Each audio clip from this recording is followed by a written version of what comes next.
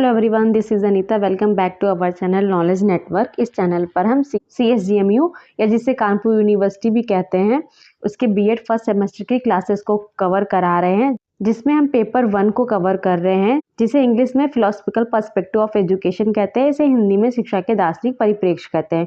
कुछ यूनिवर्सिटी में इसे शिक्षा के दार्शनिक व समाजशास्त्रिक परिप्रेक्ष्य के नाम से भी जाना जाता है। तो आप ये चेक कर लीजिएगा कि आपके यूनिवर्सिटी में ये बुक किस नाम से है। ठीक है, तो इसकी ये 11th क्लास होने वाली, जिसमें हम कवर करेंगे दर्शन और शिक्षा के बीच संबंध।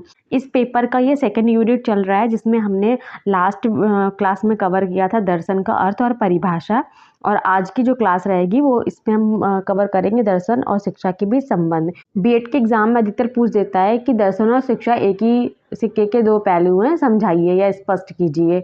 ये बीएड एग्जाम के पॉइंट ऑफ व्यू से बहुत इंपॉर्टेंट क्वेश्चन है। अगर आप चैनल पर नए हैं तो चैनल को सब्सक्राइब कर लीजिए, जिससे इससे रिलेटेड क्लास का नोटिफिकेशन आपको समय से प्राप्त हो। अच्छा, अगर आपने पिछली क्लासेस को नहीं देखा है तो मैंने वीडियो का जो प्लेलिस्ट का लिंक होता है वो वीडियो के डिस्क्रिप्शन बॉक्स में डाल दिया, वहाँ से भी जाकर पिछली क्लासेस को वॉच कर सकते हैं। ठीक है, तो चलिए स्टार्ट करते हैं आज का टॉपिक, दर्शन और शिक्षा के बीच संबंध। आपके एग्ज़ाम में ये 16 मार्क्स में या शॉर्ट में भी पूछ लेता है कि दर्शन और शिक्षा के बीच संबंध बताइए, relation between philosophy and education. तो हम दर्शन किसे कहते हैं? किसी तथ्य या वस्तु के बारे में चिंतन मनन तर्क वितर्क करके जिस सत्य की प्राप्ति, जिस वास्तविक ज्ञान की प्राप्ति हमें होती है, इस प्रक्रिया को हम दर्शन कहते हैं। शिक्षा किसे कहते हैं? जो जन्म से लेकर मृत्यु तक हम जो कुछ भी सीखते हैं वो शिक्षा कहलाती है। तो किसी भी समाज की जो विचारधारा होती है उस विचारधारा को ये उस समाज का दर्शन कहते हैं। जिस समाज की जैसी विचारधारा होती है वह समाज वैसी ही अपनी शिक्षा की व्यवस्था करता है। तो दर्शन द्वारा जो भी सत्य ज्ञान, हमें वास्तविक ज्ञान का प्राप्ति होती है, शिक्षा क्या करती है? उसी ज्ञान का प्रसार करती है। नवीन दर्शन से हम पुनः नई शिक्षा को जन्म देते हैं और नई शिक्षा पुनः नए विचारों को जन्म देती है। तो ये जो चक्र होता है ये सदैव चलता रहता है। यही दर्शन और शिक्षा के बीच में संबंध है। तो आइए समझते हैं इसे। दर्शन एवं शिक्षा के संबंध को समझने के लिए दर्शन के विभिन्न तथ्यों तथा शिक्षा के विभिन्न घटकों का ज्ञान होना आवश्यक है। दर्शन का संबंध केवल शिक्षा से ही नहीं बल्कि धर्म, विज्ञान तथा नीति शास्त्र से भी है। शिक्षा तथा दर्शन में घनिष्ठ संबंध होता है। यह कहा जा सकता है कि शिक्षा तथा दर्शन एक सिक्के के दो पहलू है। ये लाइन बहुत इंपॉर्टेंट है। एक पहलू सैद्धांतिक है तो दूसरा व्यवहारिक है। शिक्षा तथा दर्शन के इस संबंध को निम्न कथन द्वारा स्पष्ट किया जा सकता है। J.S. रॉस के अनुसार जिस प्रकार एक सिक्के के दो पक्ष अलग अलग नहीं हो सकते, उसी प्रकार शिक्षा व दर्शन को भी अलग नहीं किया जा सकता। दोनों एक दूसरे से अभिन्न रूप से संबंधित होते हैं तथा एक दूसरे पर आधारित हैं।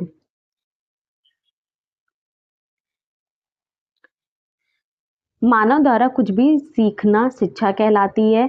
किसी समाज की शिक्षा उस समाज के व्यक्तियों का विकास करती है, जिससे वह समाज प्रगति की राह में तीव्र गति से आगे बढ़ता है।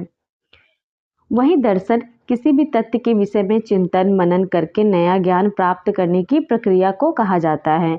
दर्शन ब्रह्मांड तथा मानव जीवन की व्याख्या करता है। इसमें मनुष्य के जीवन के उद्देश्य तथा उनकी प्राप्ति के मार्ग पर भी चर्चा की जाती है। अब इन उद्देश्यों की प्राप्ति के लिए शिक्षा की व्यवस्था की जाती है। शिक्षा हमें नया ज्ञान प्रदान करती है, हमारी सोच में परिवर्तन करती है तथा हमारा मानसिक विकास करती है। उसके बाद हम अपनी विकसित सोच के साथ नए सिरे से चिंतन मनन करते हैं, जिससे हमारा दर्शन प्रभावित होता है तथा हमारे दर्शन को नई दिशा मिलती है। इस नए दर्शन से हम नई शिक्षा को जन्म देते हैं। नई शिक्षा पुनः नए विचारों व दर्शन को जन्म देती है। यह चक्र सदैव चलता रहता है। दर्शन तथा शिक्षा में घनिष्ठ संबंध के कारण इसमें पारस्परिक निर्भरता पाई जाती है। इसकी पुष्टि हम विभिन्न विचारकों के विचार से नीचे कर रहे हैं। पहला है फिक्टे। दर्शन की सहायता के बिना शिक्षा का उद्देश्य कभी भी पूर्ण रूप से स्पष्ट नहीं हो सकता है।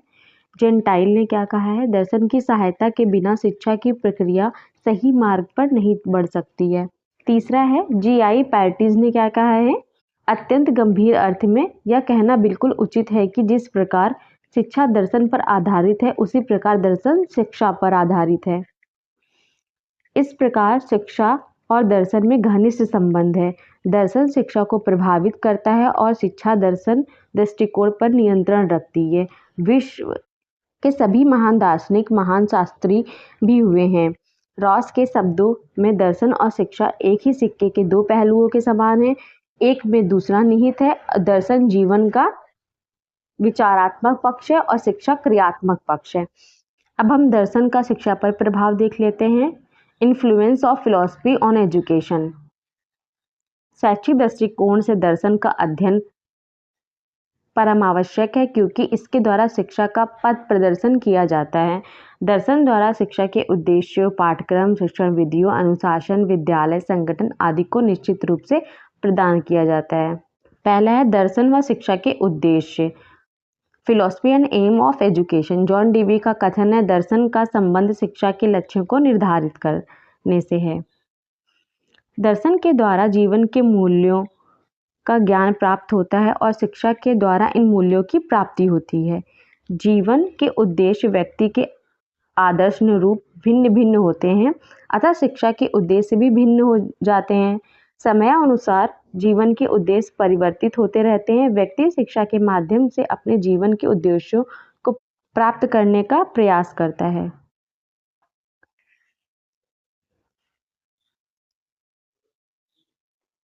दर्शन और पाठ्यक्रम। Philosophy and curriculum. शिक्षा के उद्देश्यों के समान ही पाठ्यक्रम निर्धारण में भी दर्शन का महत्वपूर्ण योगदान है। जिस देश में, जिस युग में जिस प्रकार की विचारधारा और आदर्श होते हैं, उसी के अनुकूल पाठ्यक्रम का निर्णय किया जाता है। प्राचीन समय में आध्यात्मिक तथ्यों को महत्व दिया जाता था, अतः पाठ्यक्रम में वेद, उपनिषदों और अन्य धार्मिक मान्यताओं को स्थान दिया गया था।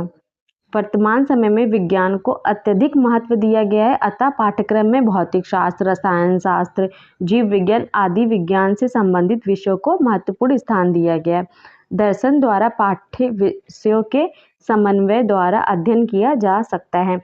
जैसी विचारधारा है वैसा ही पाठ्यक्रम होता है। पहले आध्यात्मिक तथ्यों को महत्व दिया गया था, अतः पाठ्यक्रम में वेद, उपनिषदों और अन्य धार्मिक मान्यताओं को स्थान दिया गया था। और आज का जो युग है वो विज्ञान पर आधारित है, तो हमारे पाठ्यक्रम में भौतिक शास्त्र, रसायन शास्त्र और जीव विज्ञान आदि विषयों का समन्वय किया गया है। थर्ड हेडिंग है हमारी, दर्शन का शिक्षण विधियों पर प्रभाव। किसी भी शिक्षा की शिक्षण विधियाँ कैसी होंगी यह भी किसी न किसी दर्शन के द्वारा ही निर्धारित होता है। उदाहरण के लिए प्रकृतिवादी दार्शनिक केवल इंद्रियों द्वारा सीखने पर बल देते हैं, समाजवादी दार्शनिक सामाजिक क्रियाओं के द्वारा सीखने पर बल देते हैं तथा आध्यात्मिक दार्शनिक आत्म केंद्रित विधियों पर बल देते हैं। फोर्थ है दर्शन का अनुशासन पर प्रभाव। शिक्षा में अनुशासन का यहाँ स्थान है। इस क्षेत्र में भी दर्शन का बहुत प्रभाव पड़ता है। जैसे प्रकृतिवादी विचारधारा को मानने वाले व्यक्ति बालक की वास्तविक प्रकृति को प्रेरित करने के लिए उन्हें पूर्ण स्वतंत्रता देने की सिफारिश करते हैं। वहीं आदर्शवादी बालक को अधिक अनुशासित करने पर बल देते हैं। इसके अलावा यथार्थवाद बालक को एक नियंत्रित अनुशासन में रखने की बात करते हैं। इसके अलावा अनुशासन भी कई प्रकार का होता है, जैसे दंडात्मक, सुधारात्मक आदि। इस पर भी दर्शन का गहन प्रभाव पड़ता है।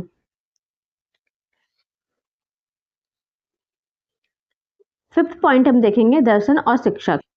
प्रत्येक शिक्षक का अपना एक आदर्श अथवा दर्शन होता है। शिक्षक के उद्देश्य एवं शिक्षण विधियों पर शिक्षक के दर्शन की छाप होती है। उच्च कोटि का दार्शनिक ही अच्छा शिक्षक होता है और अच्छा शिक्षा शास्त्री ही सच्चा दार्शनिक होता है। दर्शन के अध्ययन से एक शिक्षक को सभी प्रकार का ज्ञान हो जाता है। शिक्षक के व्यक्तित्व में परोपकार, व्यवहार, कुशलता, नैतिकता, आत्मविश्वास एवं प्रभावशीलता आदि गुणों का विकास होता है।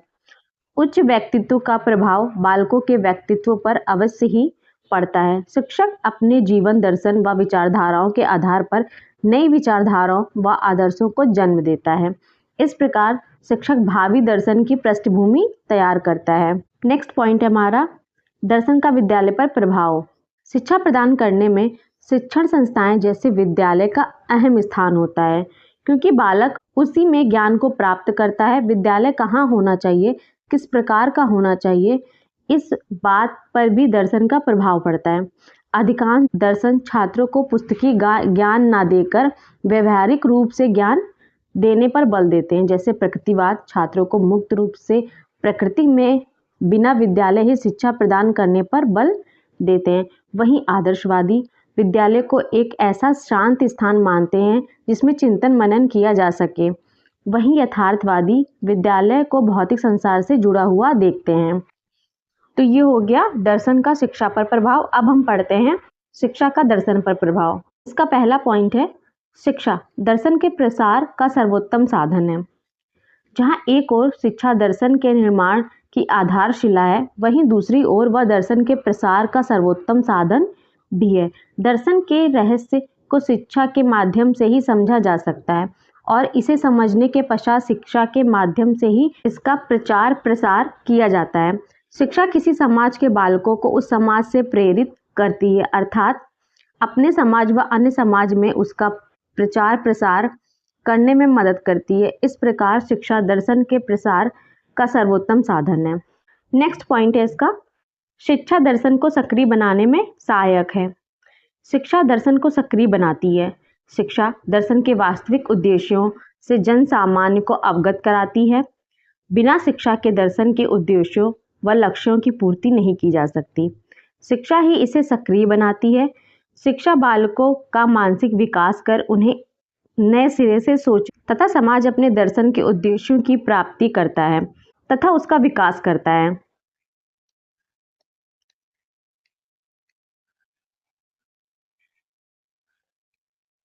थर्ड पॉइंट है, शिक्षा दर्शन के निर्माण की आधारशिला है।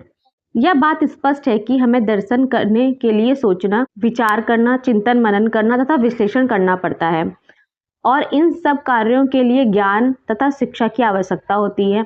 अगर हमें किसी भाषा की शिक्षा नहीं मिली होगी तब हम उस भाषा में चिंतन मनन नहीं कर सकते, अर्थात दर्शन नहीं कर सकते। इसके अलावा भी एक अशिक्षित व्यक्ति दर्शन एक शिक्षित व्यक्ति की तुलना में काफी निम्न दर्जे का होता है।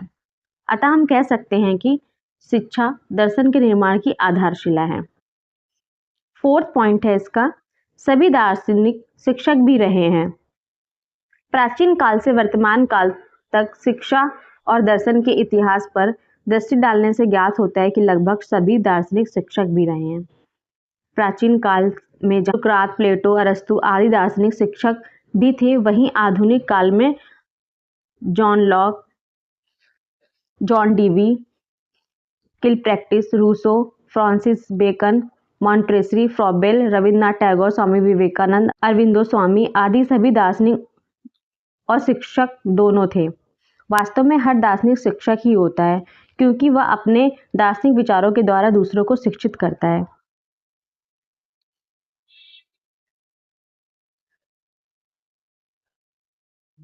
फिफ्थ पॉइंट है, शिक्षा दर्शन को नई समस्याओं से परिचित कराती है। मनुष्य एक गतिशील प्राणी है, वह नियमित तौर पर कार्य करता है। उसके मार्ग में समय समय पर अनेक समस्याएं आती रहती हैं तथा वह इन समस्याओं में फंस कर अपना रास्ता भटक जाता है तथा अपने लक्ष्यों तक नहीं पहुंच पाता। इस समय शिक्षा मनुष्य को इन समस्याओं से परिचित कराती है तथा मनुष्य को चिंतन करने के लिए प्रेरित करती है, जिससे मनुष्य उन समस्याओं को हल करता है। तो अब हम इसका निष्कर्ष देख लेते हैं। उक्त वर्णित तथ्यों के अनुसार हम कह सकते हैं कि दर्शन और शिक्षा एक दूसरे के अभाव में अधूरे हैं।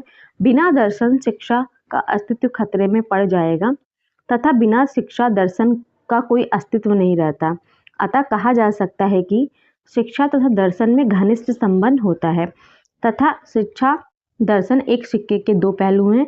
एक पहलू सैद्धांतिक है तो दूसरा व्यवहारिक है। तो ये रहा शिक्षा और दर्शन में संबंध। और कभी कभी क्वेश्चन में ये देखने को मिलता है कि स्पष्ट कीजिए कि दर्शन और शिक्षा एक सिक्के के दो पहलू हैं, एक सैद्धांतिक है और तो दूसरा व्यवहारिक है। आई होप आपको क्लास अच्छी लगी होगी। क्लास अच्छी लगी तो उसको लाइक कर दीजिएगा। मिलते हैं नेक्स्ट क्लास में। Till then take care.